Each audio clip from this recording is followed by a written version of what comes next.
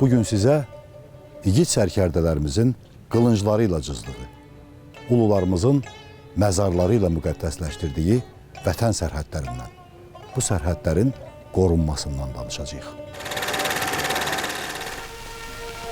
Araz çayı. Sovet Azərbaycanı ilə İran-Azərbaycan arasındakı sərhəd buradan başlanır.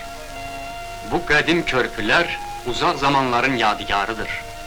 İndi iki sahili bir-birindən ayıran bu körpülər bir vaxt var idi ki, onları birləşdirirdi. Araz. Bu söz nə qədər əziz və kədərlidir. Hər bir xalqın bu cür sözləri vardır.